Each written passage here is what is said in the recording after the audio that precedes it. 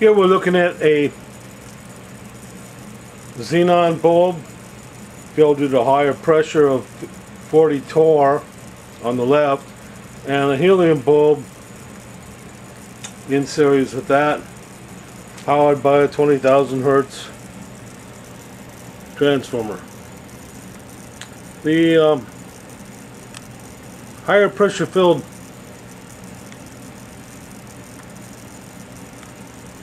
xenon bulb will exhibit more of a channelized discharge rather than the other helium bulb we're using in this example will exhibit a full tube discharge. And between them two discharges we have the connecting wire, and on this device, this is our high frequency treadmill using a helium bulb. On one plate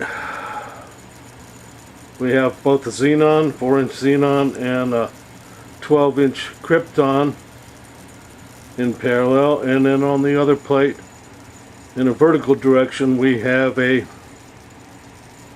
4-inch xenon bulb filled with the higher pressure. And the moment then that we disconnect that central circuit from its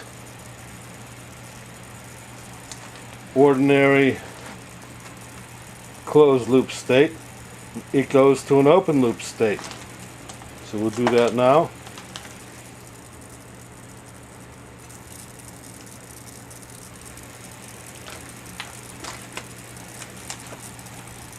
And now that we've gone into the closed open loop state, because of the high frequency, the bulbs, even though they're not connected, still display a polar discharge.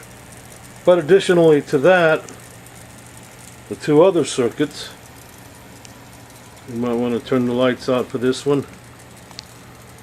The two other circuits, they're attached to them two bulbs in parallel, are also going very well.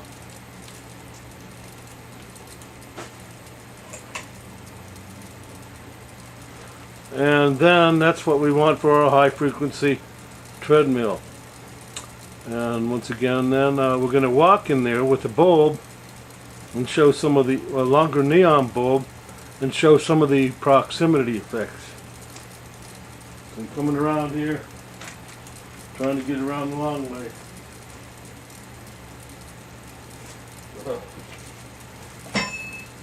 Don't be kidding me. Let me forecast this one. Okay. We're getting in there on the long way. And normally we would think, here's my body holding the, I'm severely overweight and I'm going to get on this thing every day now. There's the high frequency treadmill. Notably, there's a beaded discharge on the krypton bulb, which probably indicates a good high frequency effect. And over here on this side, we can still obtain the same proximity effect from the bulb suspended across the plates. And then of course then we would suspect that the horizontal position would be the greatest one, and then we can do that. Now here we can look at something else. Then we know, since we can do this through the air, that you're receiving a high frequency current through the body. See, through the hands, because of the fact that there's no discharge in the middle. It's the high frequency currents going through the glass itself that have to be going through the body or going to ground in some way because there's no discharge in the center of the tube. Now we show some proximity effects of the xenon bulb. Don't know if the camera can see this,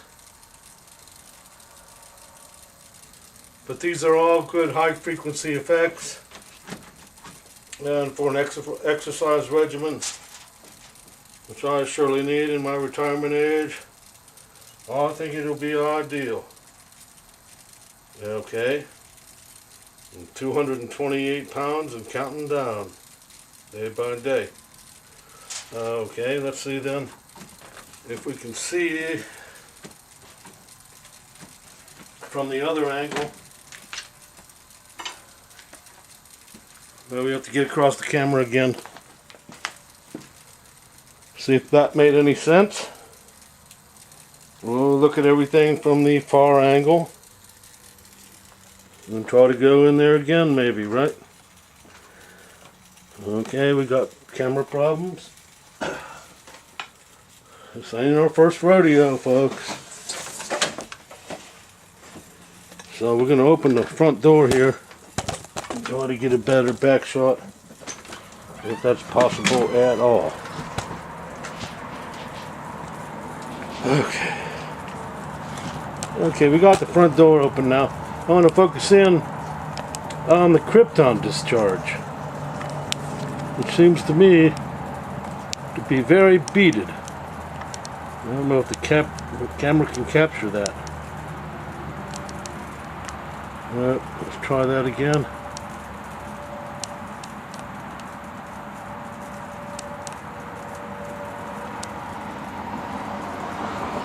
I live next to the turnpike. Probably hear that traffic in the background. And so once again we're going to... Here we're looking at the proximity bulbs that govern how much voltage is released from the system.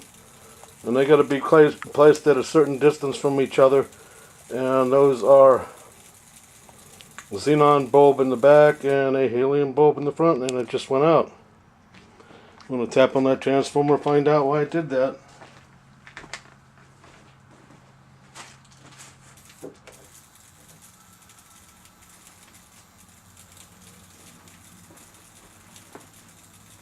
Don't know why this transformer has been going in and out. This is an open-ended circuit.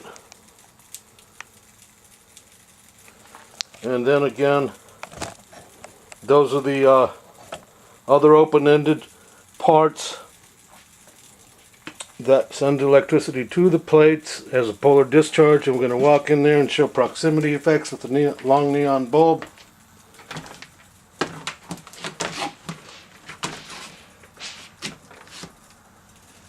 And once again here then, we can see that the high frequency has to go through the body because the midpoint, there's no discharge. Then we got vertical discharge from the krypton plate with a good 4 to 5 inches. In the middle of stop. Then going on the other direction to the xenon discharge. And that's about the same distance. And then up here we can go towards the bulb itself and obtain a discharge.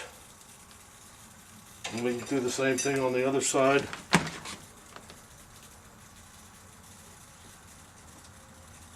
Well, might have touched that by accident there, huh? Yeah, we could obtain a discharge from the bulb.